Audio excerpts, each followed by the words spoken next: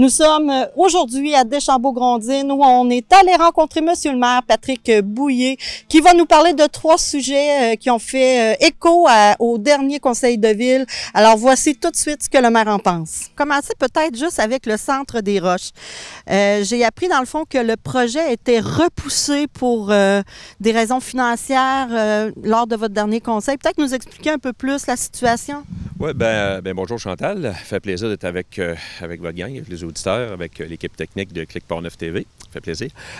Sur la question du centre des Roches, disons, c'est pas une décision, c'est une orientation que le conseil on a dévoilée sur notre site web. Orientation qui a changé avec le projet, puisque oui, il y a des coûts plus importants qu'on le croyait. Le centre des Roches, il faut dire qu'on l'a cité monument historique en 2021 par règlement. C'est un bâtiment qui n'est pas si vieux, qui date des années 40, mais on voulait lui redonner un peu la prestance qu'il avait avant qu'il ait son revêtement de tôle qu'on connaît aujourd'hui. Puis on voulait redonner ses belles fenêtres là, cintrées là, en bois.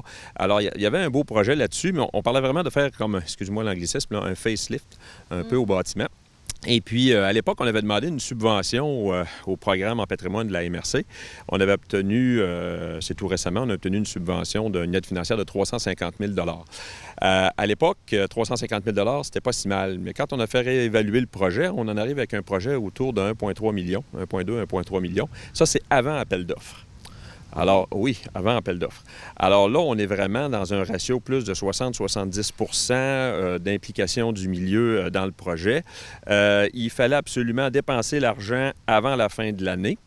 À côté de ça, il y avait aussi le dossier de l'église Saint-Charles de Grondines, qui présentement, on sait que les églises, là, probablement qu'il y aura du mouvement dans l'ouest de Portneuf. On dit beaucoup que peut-être certaines vont fermer à court, à moyen terme.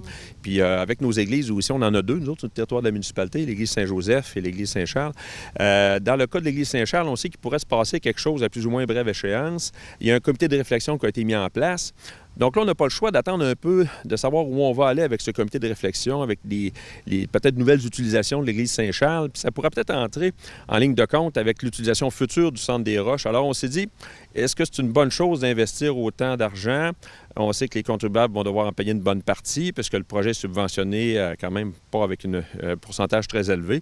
Alors on a dit, regarde, on fait un pas de côté. On ne fait pas un pas en arrière, là. On fait un petit pas de côté. On met ça sur la glace. On va attendre de voir ce qui va se passer avec l'Église. Ça ne veut pas dire qu'on ne le fera pas, le projet. Mais on va essayer peut-être de le faire différemment, mais on va essayer d'avoir une vision plus juste de l'ensemble des locaux disponibles. Est-ce le fait, dans le fond, parce que là, vous me dites au début, c'était 350 000, ça suffisait, ouais. Puis là, à un moment donné, c'était 1,2 million, mais est-ce qu'il y a des choses qui avaient changé dans le projet ou c'est le bois qui a monté ou... En fait, c'est la dernière évaluation qui a été faite par la firme d'architectes dans le dossier, date justement de 2021. Avant, il y a une autre étude qui avait été faite par une autre firme d'architectes qui a servi à bâtir le projet. Mais force est de constater que l'enveloppe n'est pas suffisante. Puis de l'autre côté, la MRC de Portneuf avait réservé cet argent-là pour nous. Mais là, on ne réalisait pas le projet, puis il y a d'autres projets qui font la file à la MRC puis qui attendent de l'aide financière. Alors, on bloquait tous ces projets-là. Alors, on a voulu être bon prince. On dit, regarde, on va libérer l'argent. Ça ne veut pas dire qu'on ne reviendra pas à la charge plus tard, là, mais on va essayer d'étudier plus les sources de financement, puis le projet lui-même, là, intrinsèquement, s'il n'y aurait pas lieu de le bonifier ou de le faire autrement. Le fait qu'il était patrimonial aussi, parce que vous l'avez classé patrimonial, est-ce que ça vous obligeait à prendre des procédés différents, de ramener ça un peu comme c'était dans l'ancien temps, c'est ça? Hein? Bien, en fait, le fait d'en faire un monument historique cité, hein, c'est en vertu de la loi sur le patrimoine culturel, c'est un règlement municipal, c'est pas un classement gouvernemental, mais il faut s'en tenir à ce qui donne la valeur au bâtiment. Puis ce qui donne la valeur au bâtiment, c'est son revêtement de briques qu'on ne voit pas, les fenêtres en bois d'origine. Alors, c'est tout ça qu'on va aller rechercher avec une restauration du centre des Roches. Si on ne fait pas ça, on passe à côté de notre règlement de station. On ne peut pas mettre un déclin de bois là-dessus, par exemple. Il faut absolument y aller avec le revêtement. Exactement. Fait qu'on va prendre le temps de bien regarder ça, puis en même temps, il faut essayer d'améliorer aussi ce qui se passe à l'intérieur. On ne touchait pas beaucoup à l'intérieur. On parlait un peu des accès, mais sinon, il fallait... il n'y avait pas vraiment de plus-value au niveau de comment est-ce qu'on améliore l'usage futur du centre des Roches, là. C'est ça aussi qu'on aimerait ça regarder plus précisément. Là, on va aller dans un autre dossier parce que j'ai écouté le conseil de ville, hein, puis je m'implique un petit peu plus. Je vais venir vous voir. Dans le fond, moi, je ne comprenais pas trop le dossier de l'accès du quai. Je ne sais pas si tu peux nous expliquer un peu d'où ça provient. J'ai écouté les derniers, là, puis là, c'est arrivé comme on ferme l'accès au quai. J'ai entendu que c'est une question de sécurité. Ouais, c'est ça. Est-ce que tu peux nous l'expliquer? Bon, de un, il n'est pas fermé. Okay. Bon.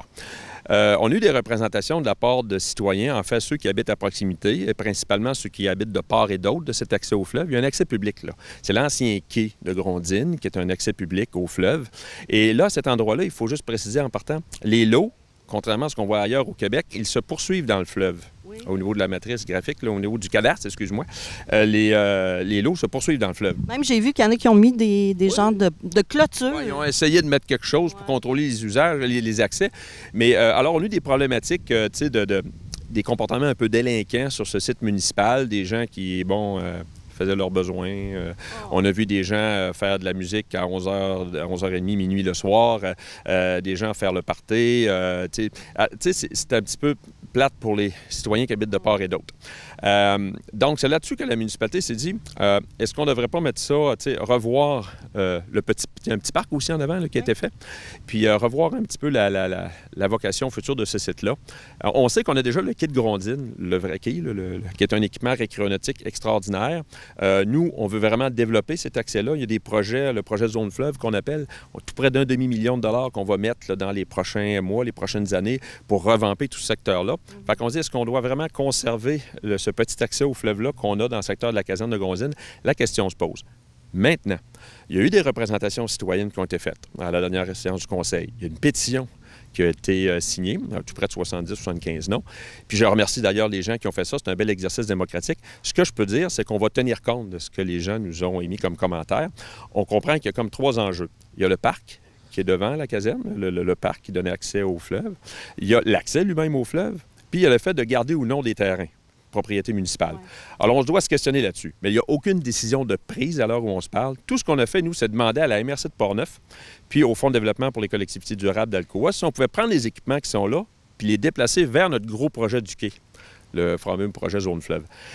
Parce que dans le fond, tout ce qu'on a à cet endroit-là, c'est un accès. Ce qu'on veut, c'est que les gens aient accès au fleuve. Ouais. Alors maintenant, est-ce qu'on va le préserver? Est-ce qu'on a tout fait ce qu'on pouvait faire pour mieux contrôler les comportements, ce qui se passe là sur ce site-là qui est municipal, pour assurer une quiétude aux citoyens de part et d'autre?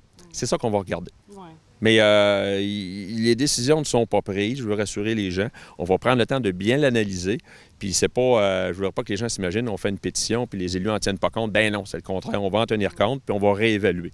Puis si on change d'idée, ben coudonc, vous savez, il y a juste les fous qui ne changent pas d'idée dans la vie. Mais on veut vraiment, tu sais, il y a comme un défi. Quand on fait du développement économique, du développement touristique, il faut en même temps qu'il y ait un équilibre avec la qualité de vie du milieu. Tu sais, il y a un équilibre à atteindre. Alors, il n'est pas facile à atteindre. Puis ça, c'est un dossier qui nous montre qu'on marche sur des œufs. Il faut faire attention. Il faut essayer d'avoir une vision périphérique, là, 360 degrés, sur tous les impacts qu'on peut avoir un projet semblable. Parce que là, je te parle d'un autre projet qui m'a touché moi aussi dans mon coin, à Saint-Raymond, les Airbnb.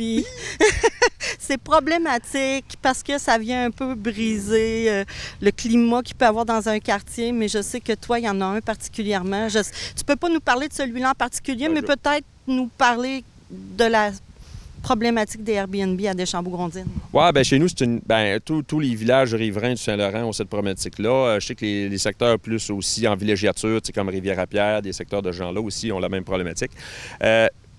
On est un village qui se développe beaucoup pour son tourisme. Alors, on ne peut pas ne pas compter là-dessus. C'est une offre d'hébergement, comme une autre. Ça nous permet de diversifier notre offre d'hébergement. Cela dit, il ne faut pas que ça se fasse au détriment de la qualité de vie des citoyens.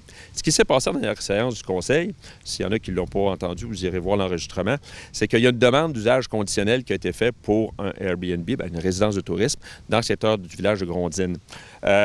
Là, il y a eu des représentations de citoyens pour dire que ça n'a pas de bon sens, ça dérange la quiétude du voisinage. En plus, la personne qui opérait ça, semble-t-il, l'opérait déjà.